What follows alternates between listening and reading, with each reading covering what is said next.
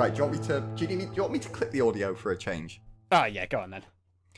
Hello! That was quite good. It was very breathy as well. Simon Cowell. Oh yeah, I actually had a bit too much breath at the beginning. I just need to actually. I require props. Oh my god. Cool. Right. Okay. Yeah, I'm not going to give you any more information than that. Okay, interesting.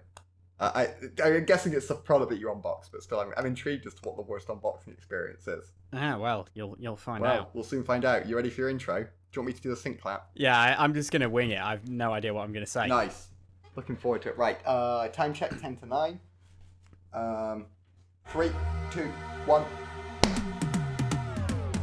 Hello and welcome back to the Scrambled Checksum podcast. My name is Ethan. As always, I am joined by Kieran, my good friend, and I am feeling inadequate due to spending a large amount of time over the last few weeks binge listening to Louis Theroux's Grounded podcast that he recorded over 2020 and 2021 in lockdown. And I'm now comparing myself to Louis Theroux and finding myself lacking. But there we go. Never mind. Here we are again for another great podcast. Kieran, how are you doing? Well, I'm just glad that you did. I thought for sure you were going to say you were listening to the Scrambled Checksum podcast, and that's what made you feel inadequate. So, oh no, that always makes me feel very adequate. Excellent. At least you were listening to Louis Theroux. I mean, Louis Theroux, that's a high bar, right?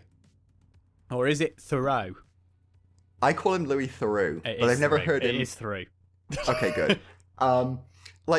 I don't know, that's a pretty high bar. I wouldn't mind being compared to Louis. Oh no, we're not being. Well, we're being compared and found extremely lacking. Not by. I'll take extremely lacking compared to him. Okay, fair enough. He seems like a sound guy. He's a guy who went to the Westboro Baptist Church and just asked polite questions and made them look like complete. I mean, it didn't take a lot to make them like complete tools, but like the way that he did it in such a polite way. Yeah, it's quite incredible. I mean, Louis Theroux is one of those people that, like, if it ever comes out that he's actually an arsehole, I will be so upset. Oh my, yeah, like David Attenborough as well. Yeah, just like Tom Scott. Yeah, because he just like seems like such a genuinely just nice human. Yeah, he just seems like a nice guy. He's not antagonistic in his interviews. He doesn't seem like a clickbaity guy either. No, he's not going to be one that does some like, oh, I went to the most extreme. He just tells it like it is. I like Louis Theroux. So yeah, I wouldn't feel inadequate about comparing ourselves to him. Okay, well that's good because we will never be him. Well, yeah, that's just as well because we'll never be able to hold a candle. I have also started listening to the Adam Buxton podcast. Who's that? Well, exactly. That was my reaction as well. It was recommended to me by a colleague. Apparently, he's like an OG like podcaster. He's like been doing it for ages and ages. But I've been listening to him. He is like, to be fair, like a very popular podcast. And although the topic is different, I've found some striking similarities to our own format. I would say in terms of the rambling, kind of all over the place nature of our conversation. So, you know, let's hope for us. Yeah. Is he anything to do with the Buxton water? I don't think so. No. Oh. Well, at least he didn't have an easy sponsor. Yeah, it's. I think he's currently sponsored by the National Postcode Lottery. Oh no! Well, didn't they just send a load of shit in the mail? I thought that was a scam. I don't know. A colleague of mine did actually win £10 on that 2 days ago. Wow, like, £10? Well, he said that he had, but again, he might be about to get scammed. I don't know. Maybe they're going to tell him to come to some random address. Oh, that reminds me. A postcode lottery, if you will. So that reminds me actually. So it's not my microphone.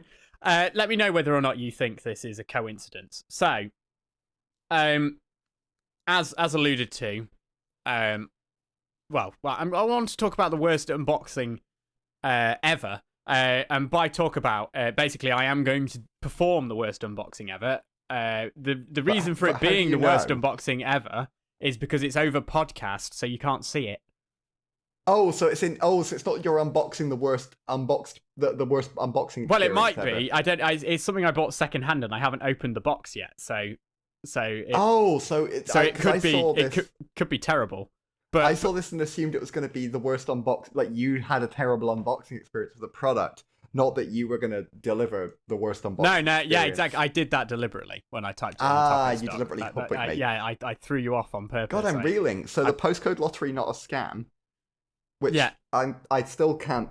It just sounds like something that would be like a chain letter. I can't believe it. I'm still just in shock over that. And then I mean, it might be. Oh, okay. So he could be sponsored by a scam. I mean, that would also make us similar to Adam Buxton. That's because, true. I mean, we have promoted many a similarities. scam over our tenure of what is it now, like 25 episodes, including this one. Yeah. So I mean, I guess if the shoe fits. But you're about to do the world's worst unboxing experience. Yes, and talking of scams. So I want your opinion on this, whether you think this is a coincidence. So is this whether I think you've been scammed or not? Well, no. So let me use my words, Kieran. Sorry, I don't want to deplatform you. Yeah. Stop trying to stifle my voice. I deserve to be heard. So, my parcel was delivered by DPD, I believe. Sorry, Royal Mail.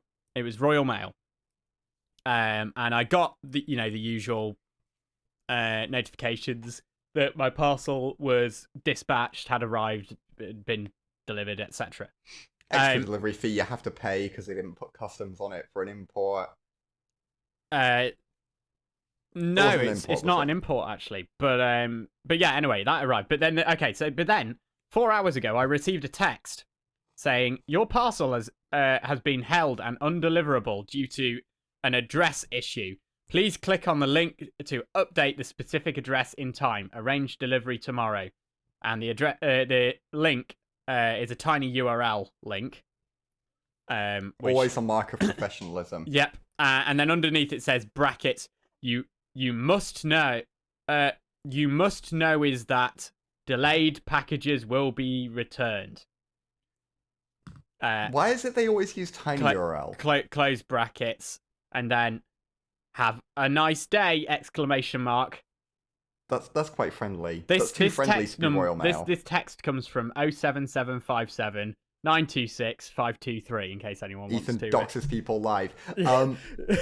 Yeah, which scammers is dox live. That's totally the Royal Mails. Hang on a second. I'm just going to pause just to readjust my. There we go. My pop filter just fell off for some reason. But yeah. Do you think it's a coincidence that I received that text today, or do you think they somehow knew that I got a delivery today? Yeah, so where would they have got? Because how would they know that you had a delivery today? Because I've received those texts before when I've not had a delivery coming. Yeah, but same. This one's literally arrived on a day when it's the first time I've had something delivered for ages. Like I don't know. I don't know. Do you think this is in a week's time or a couple of months' time there'll be a breaking story that the Royal Mail have suffered a major security breach or something? I don't think I mean, you saw what happened with the Horizon thing, didn't you? We'll probably find out in about 5 years if there was. Oh, what you mean? How that whole thing's kicking off about these poor software executives being blamed for a load of people who stole money being arrested. That thing. yeah, exactly. Yeah, yeah. Those poor CEOs and executives being blamed. Yeah. But seriously, yeah, I don't know if there have been. Well, if that's anything to go by, if there have been, there'll be a cover up, and we'll find out when a TV show gets made about it in 10 years. Maybe. Yeah, I'll be interviewed in tears. I got this text message. Yeah. It was from 077. They told me I had to pay 10 grand to get my parcel delivered. I didn't know what else to do. I didn't know what else to do to receive my thing that costs significantly less than 10 grand. It was a tiny URL that convinced me. Yeah, it just looks so legitimate. It even had a valid certificate. Yeah. Actually, no, you wouldn't have no, that was a stupid thing. Actually, no, it would, wouldn't it? Because it would. Because if it was HTTPS, it would still have to have a certificate for the bit before it redirects. Yeah, before even if it did redirect to a different domain, a certificate. It could have a cert on a domain that wasn't royalmail.co.uk. And that would still be. It would only be if you looked at the domain. But the tiny URL, even though it's doing is redirecting, that would still have to have a certificate if it was. It'd still be HTTPS, yeah, wouldn't it? So. And it's likely that their site would have a let's encrypt 30-day cert.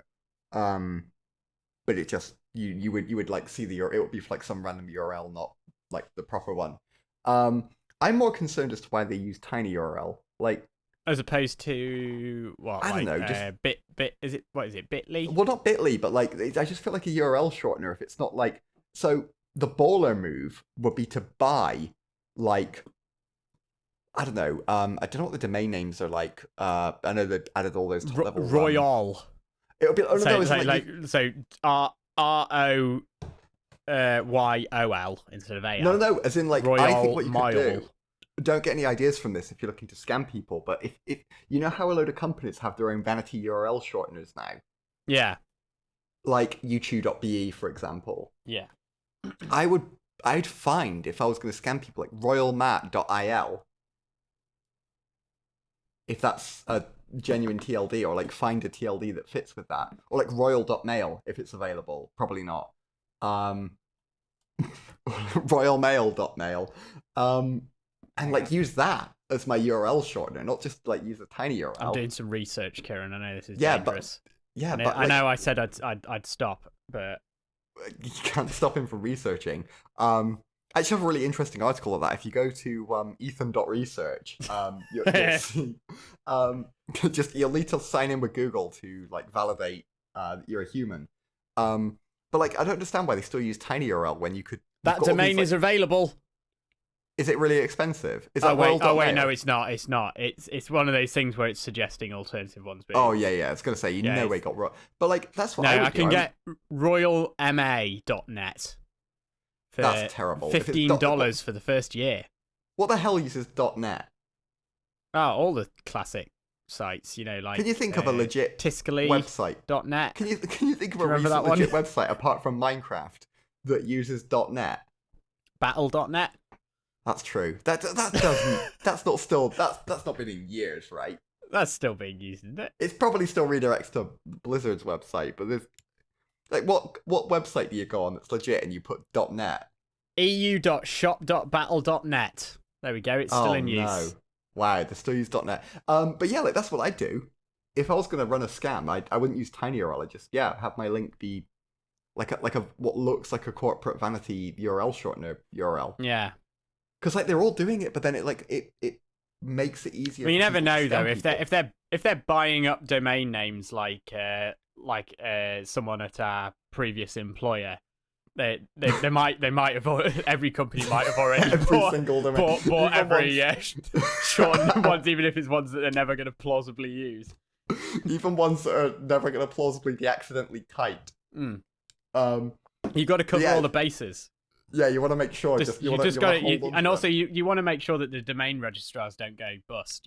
Yeah, you want to hold. You just got to make sure you're giving them plenty of money. Just you want to hoard them all. This internet thing's a fad potentially if we don't keep pouring money into it. I think it could die at any minute. Hoard, and what if one that you bought turned out to be a valuable asset? You want to hoard that. Yeah, you do. You got to sit on them. They'll. It's like custom number plates. Like they'll be worth lots of money one day. Value. Yeah. They can only get the line only goes up to the moon. It's like NFTs. You want to sit on them. You want to hold them. You want to hodl the domains. Anyway. So you're gonna do this unboxing. Are you ready? So yeah, the box. I'll do my best to describe it. It's probably like in footprint about an A4 paper. Okay. And about. I'm going to say 15 centimeters deep. So yeah, that's the dimensions, which I think is laughably big for how big the thing should be inside. Okay, so like you think this is a case of they put too much packaging in? Yeah, hang on. Let me just get some ASMR. How sustainable is the packaging?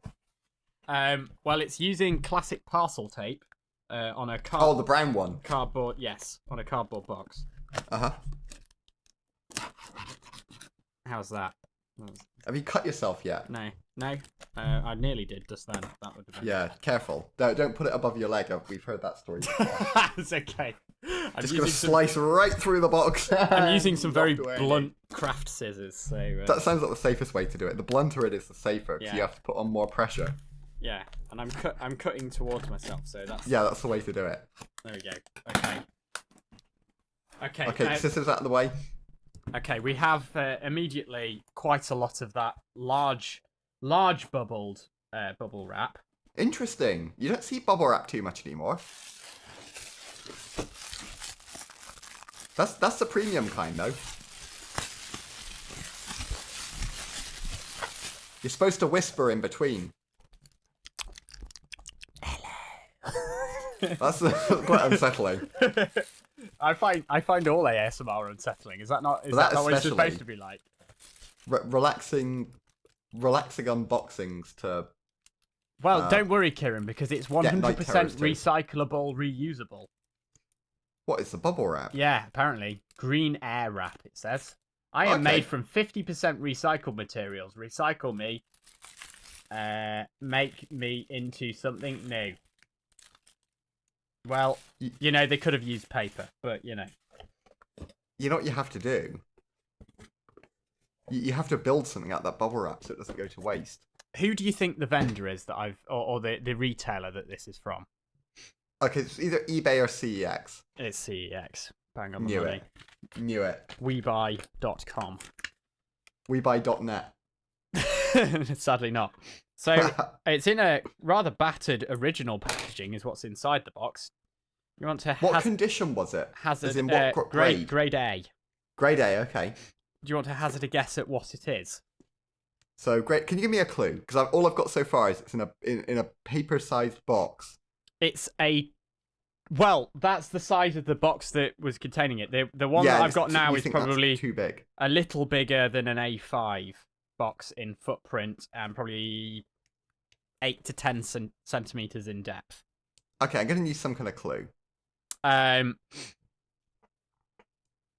It's a tool for using in my current profession. Oh, truck sat nav. I should have. I needed a more obscure clue, didn't I? That was far too. You could have said it talks. I could have done. Right, let's rewind. Okay. I don't know what it is. You say you cue me up. You say your bit. What could it be? Do you need a clue? Line. Yes. It talks. Is it a Furby? No, it's not. Does it have a screen? Yeah. Portable analog TV. Yes. No, it's not. Yeah, it's a truck sat nav. So you bought one. Yes. Wow, I didn't realize CEX had something that specialized. Yeah, they have all sorts of stuff, man. So it's. Does it have a better name than the fucking Road Lords app? It's a TomTom Go Expert Plus 7-inch. I did not realize that TomTom had a truck brand, but I guess it makes sense. Yeah, I mean, you know. So we got a TomTom Go. Yeah.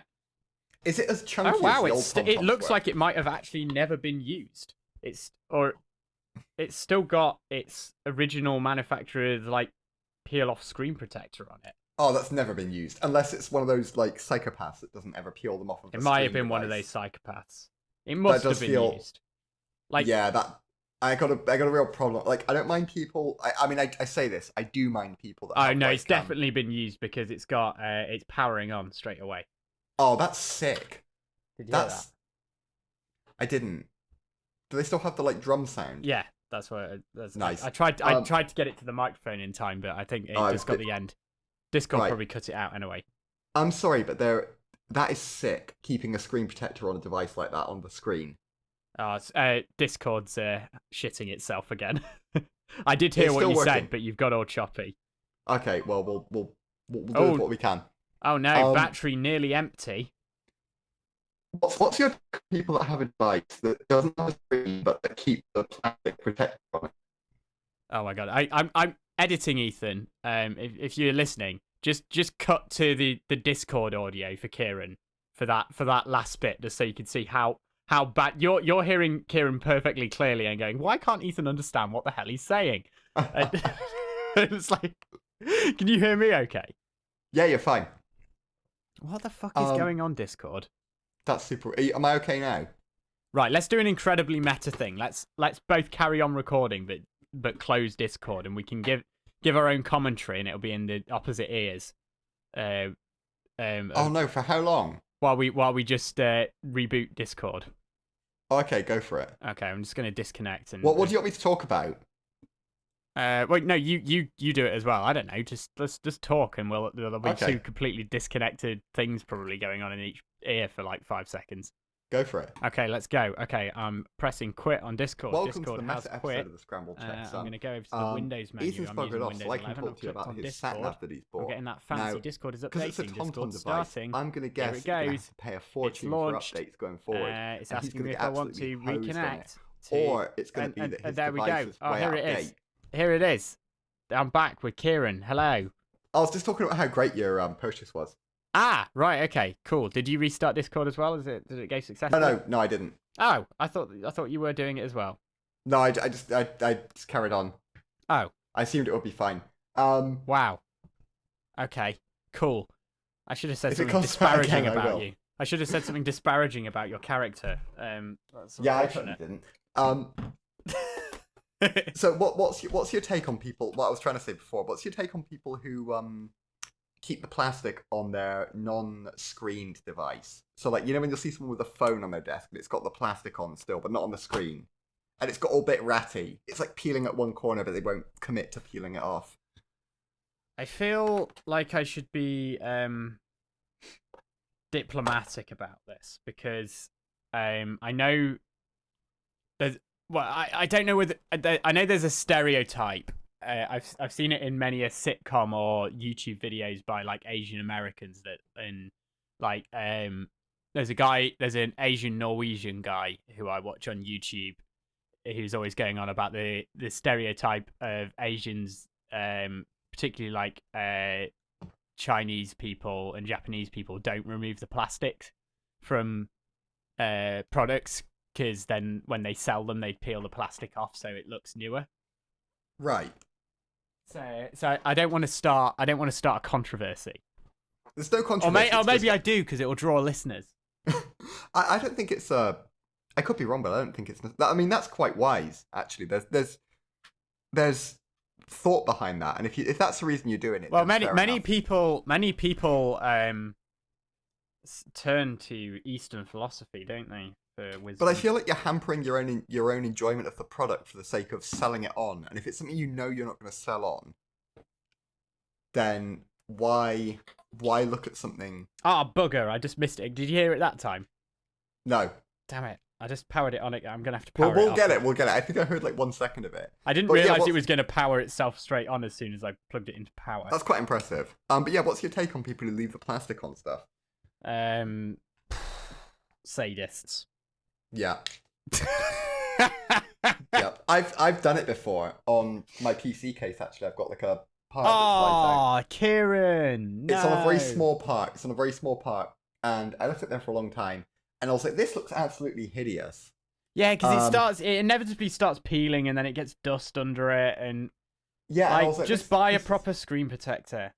Yeah, I'm with you on that, and you can keep your stuff looking nice without keeping the plastic. I feel like half the time ends up looking. It just looks awful. Also, I've kind of I used to be all for keeping stuff pristine, and it used to really bug me when stuff got like a little scuff on it. But if it doesn't affect the function, I'm almost like pro stuff getting kind of a little bit of battle damage. It almost makes it kind of like, I don't know. I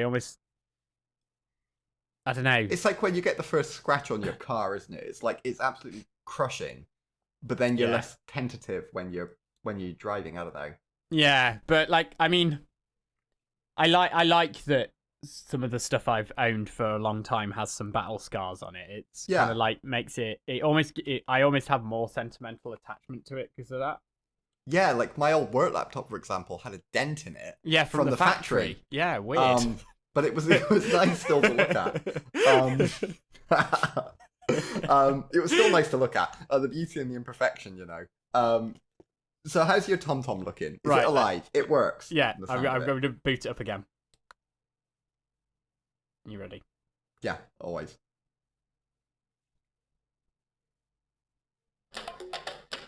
Yes, let's go. Let's go, TomTom. The same sound. Yeah. Unchanged. I'm pleased. I was worried they'd have made it minimal. Yeah, you'll be pleased to know, it's a 7-inch, 16 by 10 aspect ratio screen. Yes, God's own aspect ratio. I think it's 1920 by 1200. So 1080p, but higher 1080p resolution. but taller. Taller basically. That's pretty good. That's handy for a sat nav. I feel like there's advantages to that because you get more like thing at the bottom. Yeah. So it's probably. So how does it work in terms of the truck stuff? Because obviously road lords, you put your vehicle in and it just ignores it. Yeah, so it's got the same thing. I need to connect it to my Wi-Fi and update it. Should we have a look and see whether they actually wiped it? Are the updates free? Yes, it's got free lifetime updates. I was going to say TomTom didn't used to do that. I think they only do for certain models. I actually have another TomTom sat nav that I got ages ago. My dad insisted in buying me one when I passed my test, and I was like, Dad, I'm not going to use it. I'll just use Google Maps. And it's literally sat in my glove. But I think I used it once, and it was so useless. Yeah, they're not as good as Google Maps. Yeah, but it's literally just been in my glove box for like 7 years. So yeah, if you want to get a free TomTom, break into Ethan's car. Yeah, I won't even notice it's gone. Yeah, he'll be glad of it, to be honest. Yeah, I won't notice it's gone until I empty my glove box before I take my car in for its next service, and then I'll be like, oh, where's that? Oh, well, never mind, I must have sold it. So do they still plug into the cigarette lighter? Yeah, well, it's USB, so it could plug into a cigarette lighter or a battery bank or anything, really. Nice, okay, so you could run it like off a battery bank if you wanted, or stuff like that. And has it got the like mount with it as well, like a cradle? Yeah. Sweet. Yeah. So you can either plug directly into USB on the back, which is what I'm doing now, or you can plug into the cradle, and then it's got like one of those magnetic pin connector sort of things. Ooh, that's clean. I like that a lot. Type. Yeah. So you program in all your vehicle details. This might be the first hurdle. Oh. I think this might be the wrong model. Oh, as in like they've advertised it wrong. Yeah, because it doesn't seem to have an option for truck. Is it just like a car? I thought this might happen. Well, it does. It vehicle type, but it only has car with camper or car. You're kidding me? Has it been flashed or something onto like the car firmware? No, I think because it wasn't properly labeled. But as far as I could tell, the Go Expert has the truck. Is only the truck one, but it looks like maybe there's a Go Expert that's not got the truck one. I figured this might happen, and I might have to send it back. Well, can you return it? Yeah, I can return it. Yeah, that's devastating. I'm devastated. So you were at least you know now. So this is I told you it was going to be the worst unboxing ever. Yeah, that never happens on like the unboxing channels, does it? They never unbox a product and realize they've got the wrong thing. It's the wrong one. Yeah. Oh, well. How devastated are you? I'm not that devastated, really, to be honest. That's true. You just send it back. I'll just send it back. Were they phenomenally expensive then, new? Oh yeah, they're like 400 quid new. That's not as bad as I thought. I thought like it was gonna. I thought you were gonna say like they were $2,000 new. Oh no. Fucking hell! How much do you think truckers earn? That's the thing. It was more like because it's anything that's for commercial use. I was like, okay, that's going to be super expensive. but it's being bought by the people who are like driving the trucks, so they've got the companies don't. Their companies don't buy them really. So why don't the trucks have one built in? What the hell? They do, but like all built-in sat navs, they're shit. Oh, they just like never update. Well, yeah, they do update if you take them to the dealer, and the dealer can be asked to do it. The dealer has to update the sat nav. Yeah. What the hell? Well, you probably can do it yourself, but it would be like a ridiculously stupidly pain in the arse. Like you'll have to like put it on an SD card and stuff. Whether like with these sat navs, they just connect to the Wi-Fi in your house, or a TomTom's not SD card anymore. Or they Bluetooth to your phone and can get updates that way. So I remember the good old days when we had a TomTom and it was just you had to put the SD card into your computer and then you could pay to get certain features downloaded to the SD card. Yeah. Like speed cameras were an optional add-on. Yeah. I think you still have to pay a subscription for up-to-date speed cameras and things. Oh my god. But I'm not fussed about that one, to be honest. What was the unboxing experience like, other than the fact that it was the wrong product? Fairly bog standard.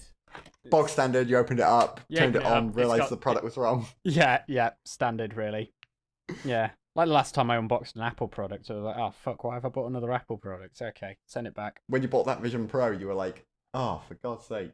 God's sake, yeah. Yeah, the pixels per degree on this are terrible. Yeah. That's actually not true. They're actually best in class, but Casey Neistat liked the Vision Pro, Did he? Just to add that in following our last episode. What, on Facebook? No, the one before that, sorry. No, as in he liked it on Facebook. No, as in he loves it. That was a terrible joke. That one, Grandpa? Grandpa? Is it 2006? Apparently it is, yeah. So the product was a big letdown. Sorry, I'm still desperately looking through menus to see if I'm missing something. I don't think you are. I think you've ordered the wrong. Not you've ordered the wrong product, but I think the product is wrong. Yeah, I think I did because there was one that specifically they only had it in grade C, but they did have one that was specifically the truck one, labeled truck. But when I looked on TomTom's website, I couldn't find a Go Expert. Like the Expert range was the one that was for trucks, and then the Explorer is the one that's for campers and stuff. So I was like, oh well, it must be that's the right one. It must just be that the labeling's inconsistent. So either CEX have put it on as the Expert and it's an Explorer. No, it is an Expert. Well, the box says Go Expert. What you should do... It even says large vehicle routing. I guess a camper van's pretty large. I must be missing something. I don't think you are. I think it's the wrong product, dude. About... Oh, TomTom Go Camper Max. So it's the right box. They put the wrong product in the box. For fuck's sake, CEX. So either someone's returned it to them and has done them over, or... Right, well, that can be a job for tomorrow. Yeah, what would be an interesting thing would be, because that's the same hardware, right? So can you find on the internet, like, the firmware for the truck one? And then flash it onto that device. Probably. It's whether you wanted to go down that route. No. For the content. No. You don't want to flash it live on a... Ethan's I need a working sat-nav like yesterday, so... Yeah, so Ethan's going to be on YouTube Live Monday morning, 5 a.m. Yeah. That won't be. I'll be driving to work, but... Yeah, on his drive to work, desperately trying to flash firmware onto this TomTom camper van. Yeah, I'll be steering with my foot, cruise control on. I'm just joking. Ethan on YouTube Live. My car doesn't have cruise control. Ethan on YouTube Live at 7 a.m. on Monday morning, trying to route his truck using a camper van sat-nav. Yeah. YouTube title... I wonder if I could just tell it that my camper van is like 44 ton, and like put in the dimensions of an Arctic and see whether it just works anyway. It doesn't matter. Yeah. Also, my camper van is like. Oh, I guess if you were pulling a caravan, that would be kind of articulated. I mean, it would be articulated. That's yeah. Well, there you go. So. I mean, I'm not driving Arctics. Because I've only got Category C entitlement. I've not got C+E, so I won't be driving Arctic anyway. Well, there you go. So if you see a truck driving dangerously on the road on Monday, oh dear. Well, it probably still will be me, sat nav or not. So speaking of terrible driving experiences that maybe aren't as terrible anymore. I'm not gonna lie, I am slightly disappointed. I was looking forward to tinkering around with this because I never thought I'd buy a sat nav. Like back to road lords for you, I guess, dude. Yeah. Well, I've got the TomTom Go app, but it's subscription. Oh, come on. $7.99 a month. That's not too bad, but that's going to add up. It kind of makes sense though, if you think about it, because like if you get the updates. Well, yeah, because like how if you think about it, when you're getting the lifetime updates and the map maintenance and everything, when you buy a TomTom, they're like subsidizing the development of that with the cost of you buying the hardware, aren't they? So like the hardware doesn't obviously cost anywhere near £400 to make. It's just, but they're making a profit, but then you're also paying like a lifetime subscription basically for those updates. But like if you're just downloading the app for free, how are you contributing to funding them providing the service? It's CS6 versus Creative Cloud. Because but it's not really, because you can still buy it up front, or if you want to use your phone, then you pay the it's subscription. CS6, but you can still buy it. Yeah, and the subscription is not. And also Creative Cloud, which has all the features. CS6 also continues getting all the features. And it's also that Creative Cloud is not the same price as CS6 was. We're talking about Adobe, by the way, in the pre-Creative Cloud era, when CS6 was basically CS. I think it's Creative Suite, isn't it? Yes. And then you can buy it it's a outright. version number. Yeah. So And, you could buy a then specific version, and then if you wanted to get the next version, you buy the next version. now you just pay the full price of a version every single year. Yeah. And then they update it every year, but then every year it gets worse. You don't want to install the Well, it doesn't get worse. The programs it gets worse. get better. You heard it here first, folks. no, the programs get better. They get more features, but also get more bugs. The programs get more features. It's just you can't use the new features for about 2 months usually because there's bugs that make it very annoying. Yeah. Or you have to change your workflow because keyboard shortcuts that you've memorized for years get remapped. Talking of bugs, I've just noticed that Discord has set my status to idle. It's kind of rude. I know it is, isn't it? And also talking of bugs and disappointments and product updates that you're not happy with and software bugs. And vehicles. And vehicles. It's a triple threat. The Fisker. Yes, the Fisker Ocean. The Fisker Ocean. The car taken down by Marques Brownlee himself. Marques Brownlee, the king bankrupts of the company. The king of tech. The king of tech single-handedly bankrupts a car company. Yeah. With one fell swoop. Yeah. No, to be fair, his video I think was very Diplomatic. even-handed. I think it was as well, because I think I think I have literally only watched his videos on the Fisker Ocean. Yeah, same. In terms of like the actual release, like I've watched videos about the Fisker Ocean from like pre-production and kind of, it's been on my radar for a long time, being someone who follows EV developments. I wouldn't say super closely, but fairly closely. I keep my ear to the ground. So yeah, the car has been released to the public, albeit only in the United States of America, and or America. You can cut that part out. And basically, TLDR, the car is pretty solid. It's got some kind of unique designs. It's Henrik Fisker worked on some of the kind of most well-known, good-looking cars in the world, like Aston Martin, Fiat Multipla, the Chrysler PT Cruiser. Yeah. All the favourites. Beautiful cars. No, like Aston Martins and stuff like that.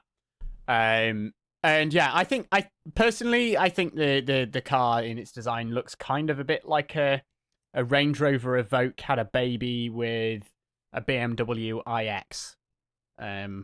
It's kind of a Range Rover Evoque kind of shape, but then it's got those really weird narrow tail lights like the BMW iX, which might not mean anything to you, Kieran, but it means something to me, so I'm going to say it means a little bit. To me, it looks a bit like a...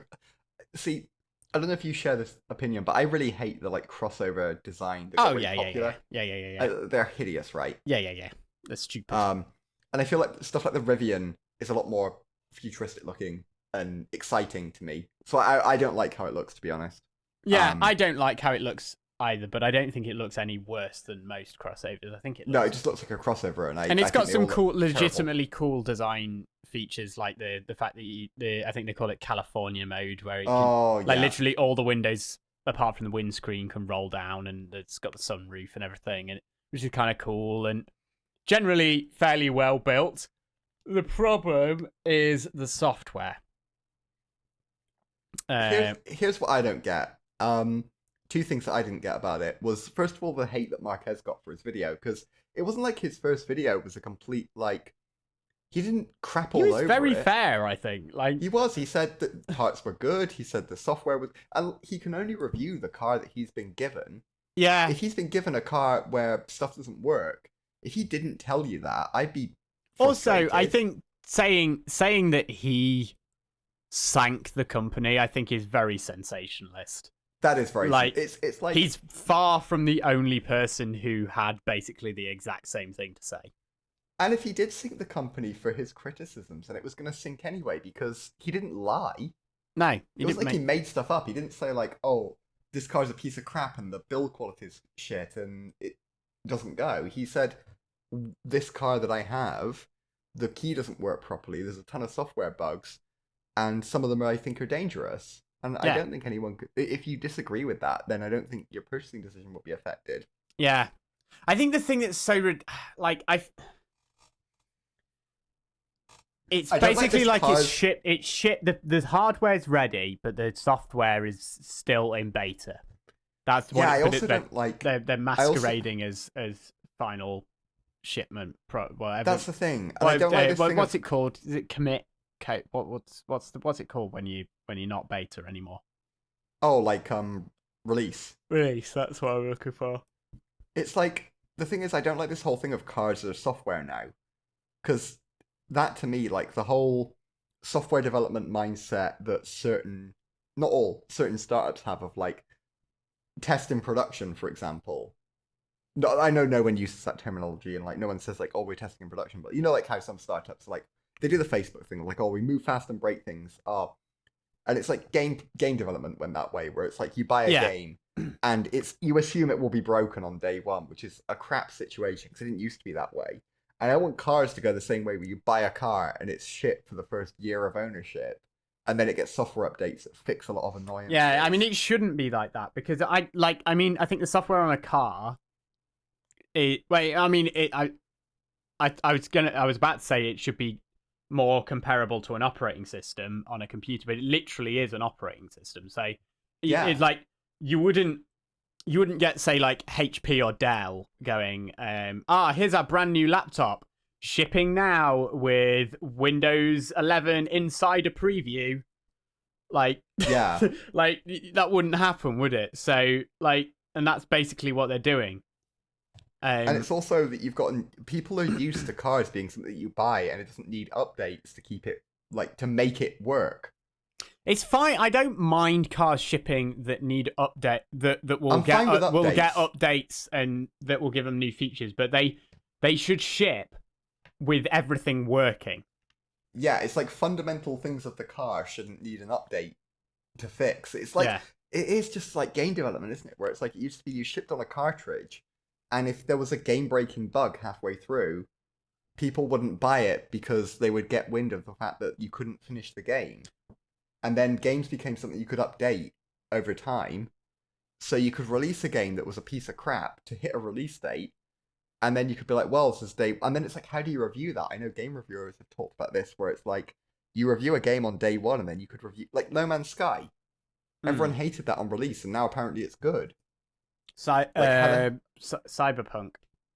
Yeah, it's like if and then you've got, I know PC games have the complexity of people having different devices, and some, like, a graphics card vendor might have a problem with a particular card not working with a game, but like I feel like cars shouldn't be a product where a review on day one isn't reflective of where the car is in a year or two.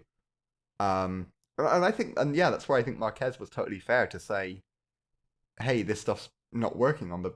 Well, you just legitimately, like, it's basic stuff. If it was stuff that was, like, kind of, like, novelty or, like, nice to have things, but not essential things that weren't working. Like California mode not working, you'd be like, oh, whatever, this will get fixed in an update, but it's supposed to do this. But, like... Or, which I think he had the problem with. like, things like Bluetooth just wouldn't work. That's essential nowadays. Like, that's essential. The fact that when it's in creep, there's no hill hold. That's an essential thing. That is dangerous. Like that. And it's like, Or the key not working to unlock the car. Yeah, or the car absurd. taking like 2 minutes to turn on. Like, that's unacceptable.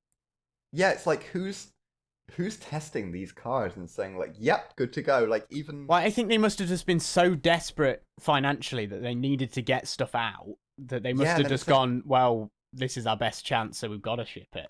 Yeah, we'll get it close enough. But I feel like if you were going to compromise, it's a tough one, right? Because do you think Tesla were better with their approach, where the software was better, but the problem was in the manufacture? Like there was panel gaps and stuff, or like optional extras that were missing. Like that spoiler on that one model of the Tesla, I forget which one. The 3. But the people are waiting, the ones that people are waiting years for. Yeah, and then they literally, when they shipped it, they came in, it was literally like a piece of carbon fiber, and they literally glued it on. Yeah, that was and it. half of them were on the first few were like wonky, like offset to one side. Yeah. It's like a real amateur job. So it's like, what's better? Is it better to release the car with broken software? And that's good kind of build hilarious. quality? I completely forgot about that. That was ridiculous. That was a complete joke. And the that people was so like, stupid. The people that had taken delivery of their Teslas and they'd had like massive panel gaps, and then they were told like it's a 3-year wait or something ridiculous for a new bumper. Like, is that better? Or do you remember when Tesla Model 3's bumpers were falling off in rain because they were filling up with water and then falling? Yeah, like is that necessarily better? Because that was because they were trying to scale production.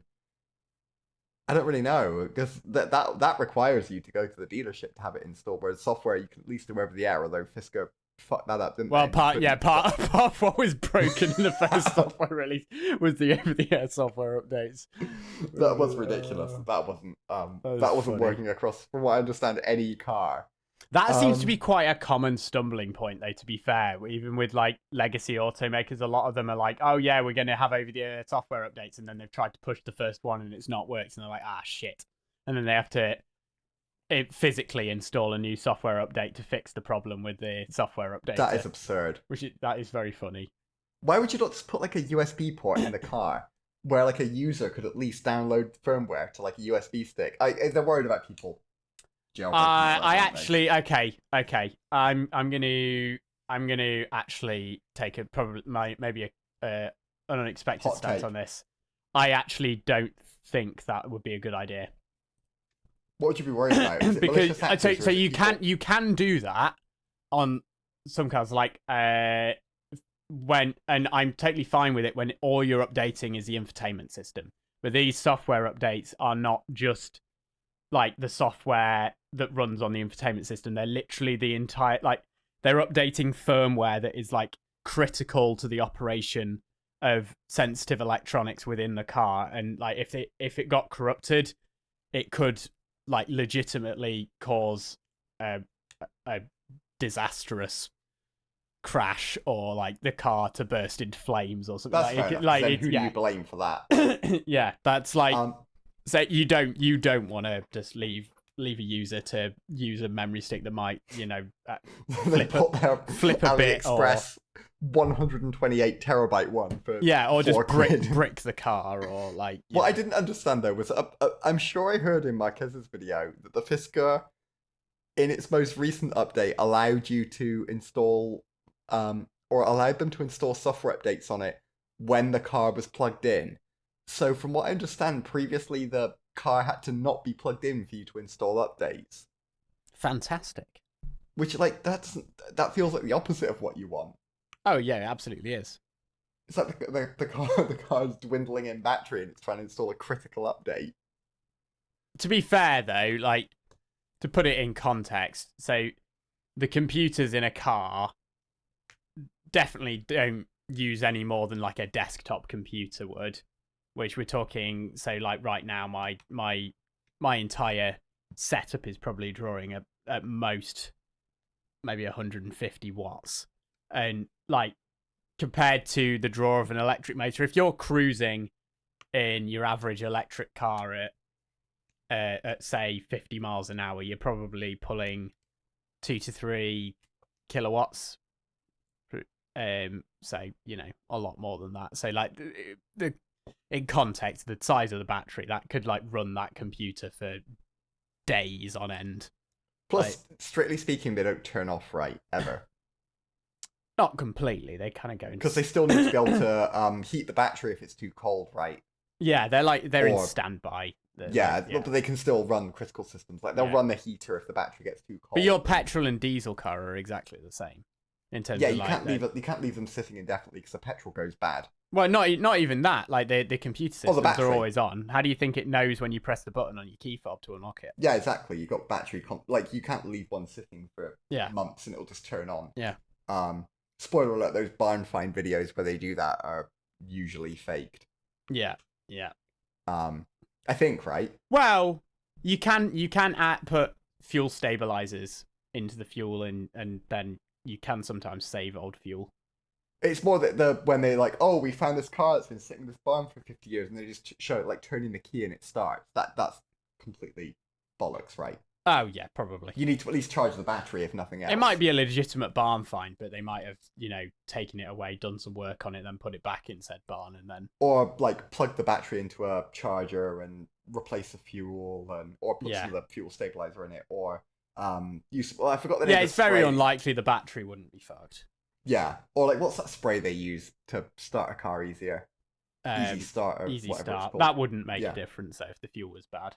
The battery wouldn't make a difference, either if the fuel was absolutely, like, beyond its lifetime. Yeah. But what's your take on the physical then? Do you think they'll last? Do you think Marquez has killed them? No to the second. To the first, I don't know. I struggle to see how they can ride this one out without... They need someone to inject cash. Yeah, because they're not gonna. They need another model. There were rumors that they were in talks with a large existing automaker for a merger or for a buyout. And the rumors that was Nissan, but the talks died. I feel like what probably will happen. I don't think they'll disappear. I think they will be bought, but I think whoever buys them is going to wait until they are completely fucked and like out of options, because then they'll be able to buy them for as little as possible.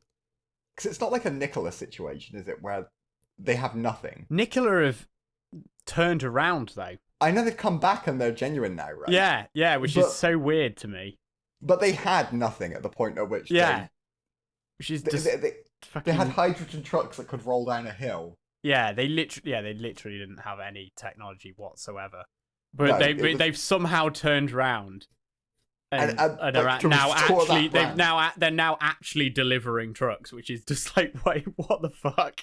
Didn't they get rid of they pivoted from hydrogen to electric completely though, right? Or do they still deliver hydrogen? I don't know. I think they dropped the hydrogen fuel cell thing. Yeah. I could be wrong. Because GM was going to license their hydrogen fuel cell stack, and then it turned out that it didn't exist, and then GM were like, okay. Rolling down a hill. Yeah. Yeah, I think that they when they relaunched, they just focused on the electric trucks rather than trying to do fuel cell, I think. But I could be wrong. Because fuel cell seems like it might make more sense for like a truck.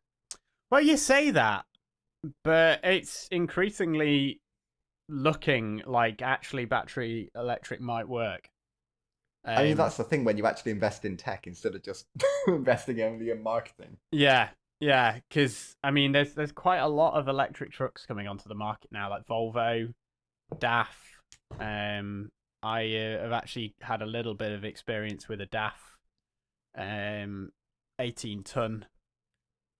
19 ton, but it's legally an 18 ton. Blah blah blah. UK regulation. Blah blah blah. There's the Rivian Amazon vans. I wouldn't count those. They're vans. They're not trucks. You wouldn't include them. No. But what's your take on Rivian then? I think that they are here for the long haul. They're not profitable yet, but I think they will be eventually. Do you think it'll be a Tesla situation? Yeah, it took a while for like any startup. It takes a while they're still going through the growing pains, but I think they'll make it. I hope they do, because I really like their ethos and I like their designs. Yeah. I think the Rivian 2 looks super cool. Yeah, I'm really rooting for the the Aptera. Have you heard of that? I haven't. Is that? It's really cool. It's technically it's a tricycle, legally speaking. Sorry, all I could imagine was the Sinclair C5. No, it's not that. It's You have to have a little flag on the back so you don't get crushed by a following vehicle. okay. Sorry. It's super cool. Hang on. It's just when you said tricycle, all I could imagine was It's a three-wheeler. So, legally speaking, it's a motorcycle. But yeah. Just have a look at that. What on earth? Oh my god! It's the car from The Simpsons. It's driven by his own sense of smug self-satisfaction. Oh, I've not seen that. That's one for the Simpsons fans out there. It looks like the Nike shoe car from Gran Turismo. What it is incredibly aerodynamic.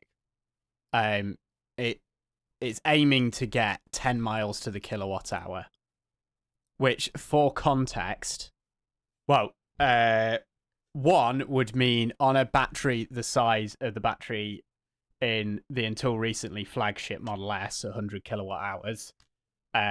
Quick maths. 10 miles to the kilowatt hour would mean it would go 1,000 miles on a charge. Obviously, it's not going to have a battery that size. But if it did, there you go. So what is it? Is it solar powered? It has solar on it, but it's a battery electric car. You charge it like normal, but the solar on it does charge the battery kind of passively while it's parked as well. And because it's so efficient, that does actually add a meaningful amount of range. Oh, not like the Fisker.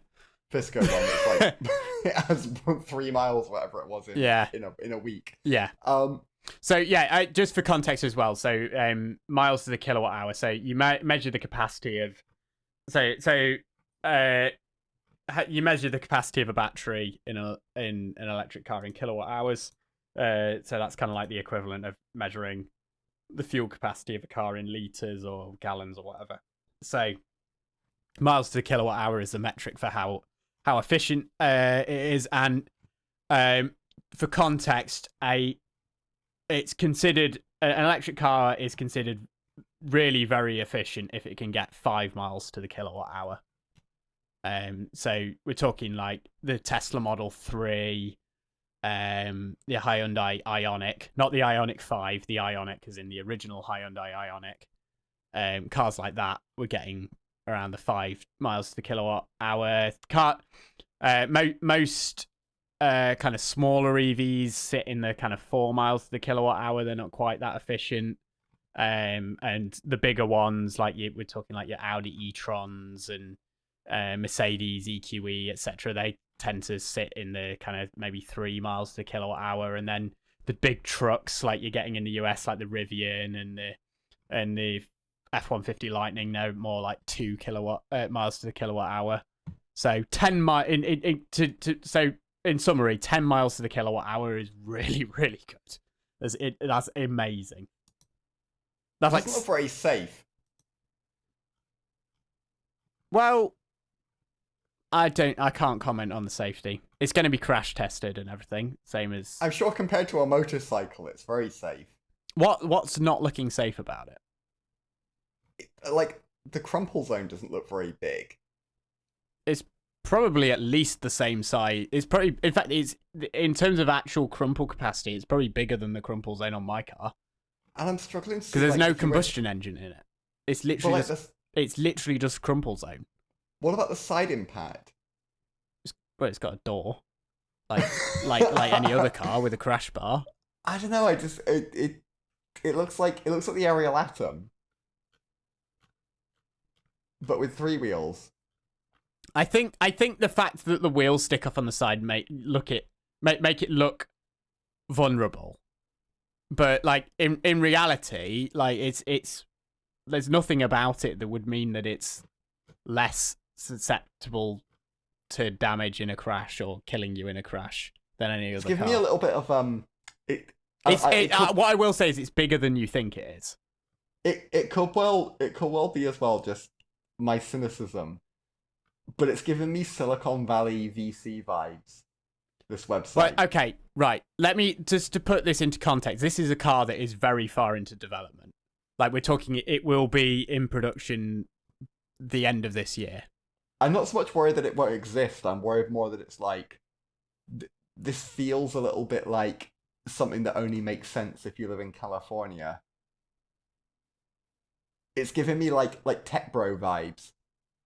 I don't think I think you should. Right, I'm assigning you homework to actually look into this. This is giving me the vibes of like, there is an abundance of videos online, and I genuinely think this car is actually like genuinely revolutionary in the true sense of it. Like I hope it is, because at the minute it's giving me like I work at Google, and this is my second car that I use on the weekends to drive. But this is the thing, Kieran.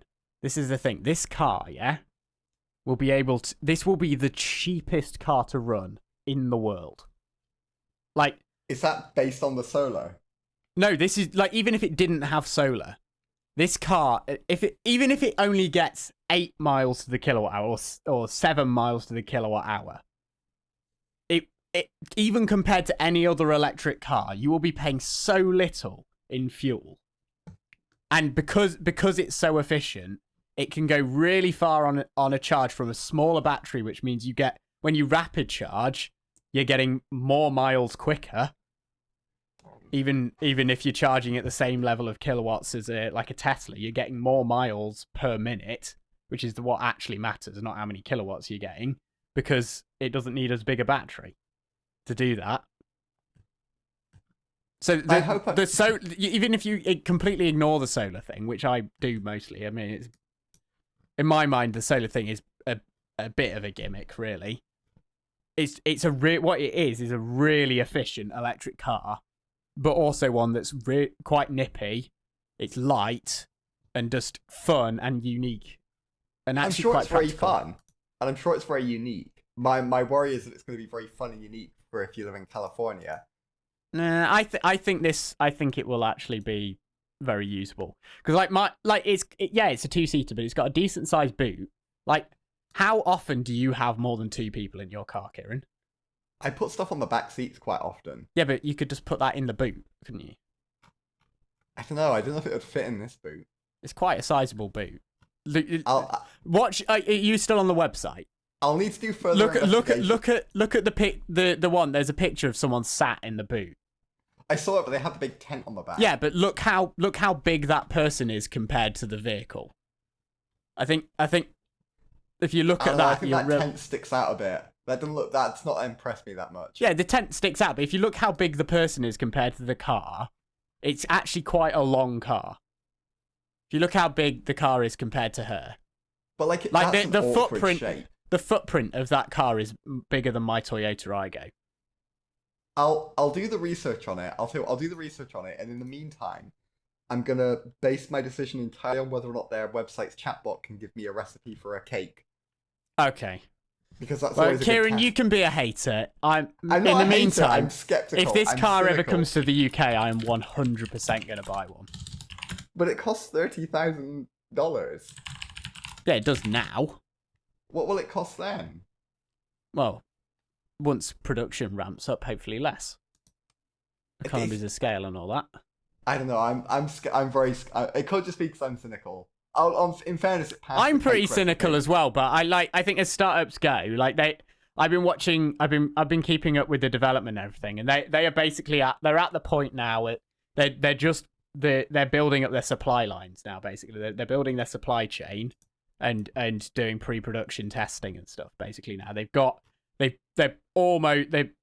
at the final stage before they do what you call the body in white, I think they call it, which is where basically they are building cars as if they were for production, but they're not production cars, if that makes sense. So they're built on the production line, and they're learning how to build them on the production line. Basically, so these cars will never be sold; they'll always be technically prototypes. They'll be like press cars, but no, they won't ever be press cars either. But they are the final product, but they are being built to troubleshoot problems in the production line. Basically, that's the last step they've got left, pretty much now, before they go into production. I'll tell you what, I'll do some research for next time. Yeah, because I'm getting Kickstarter vibes, but like I could be wrong. Well, they're a startup, but as in like scammy Kickstarters, like the laser right. razor. Okay, what I will say is there are plenty of journalists on the interwebs that I trust who have had hands-on experience with the prototypes on multiple occasions throughout the development of this, and have been very overwhelmingly positive about it.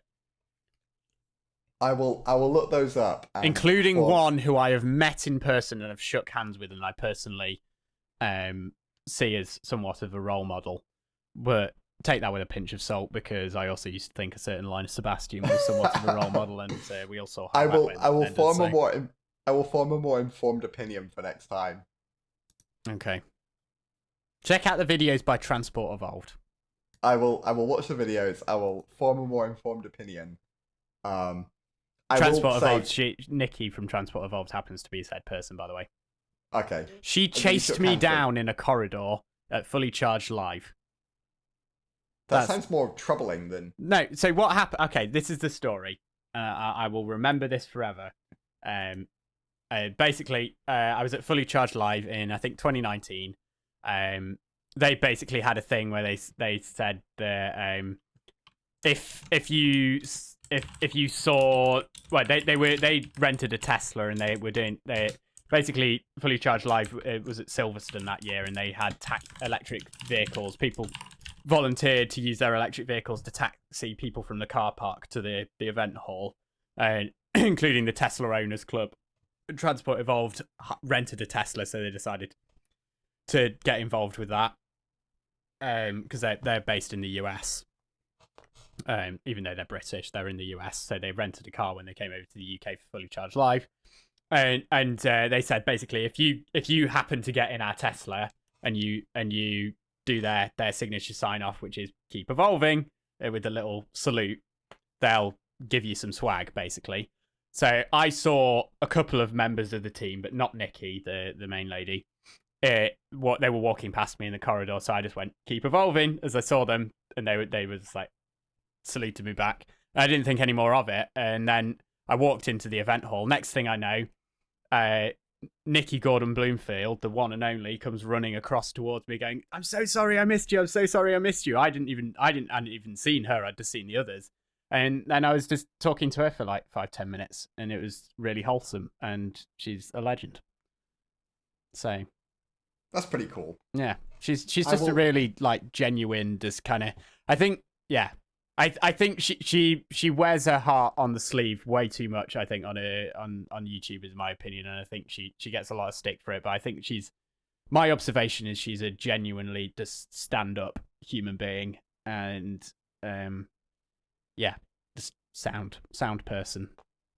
I'll do the research for next time in that case, and we'll see if I come up with a more nuanced view. Okay, my cynical first impressions. And in the meantime, I can't remember where you can find us, but I think it's is it Google Podcasts, YouTube Podcasts. Google Podcasts is the one that's gone. Yeah, I don't know if that means that we're on YouTube Podcasts now, though. I haven't looked.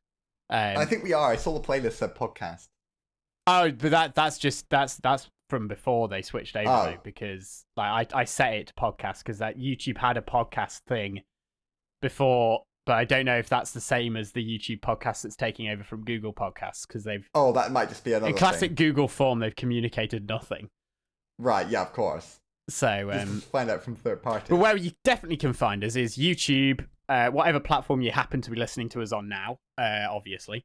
Spotify, Pocket Casts, Apple Podcasts, Audible for now, until I finally get around to removing us from that, because fuck Amazon. And Deezer. Yeah, did we say that? Yes, Deezer. Oh, we never got Mastodon. Still haven't done anything with that, but Mastodon, we're on there as well. At Scrambled Checksum. Yeah, cool beans. Thanks for being here and sitting through my disappointment of unboxing the wrong sat nav. I'm so disappointed that you sat nav. And yeah, we'll see you in the next one when Ethan's hopefully got a working sat nav. I lived all week for that delivery, Kieran. Oh, terribly. you got scammed by Royal Mail just for that delivery. I know. Yeah, I gave all my savings to Royal Mail, and I still got the wrong sat nav. Oh, well. I'm terribly sorry for your loss. Well, if you have been listening, thank you very much, and we hope to see you again on the internets. See you in 2 weeks. Okay, bye. Bye-bye.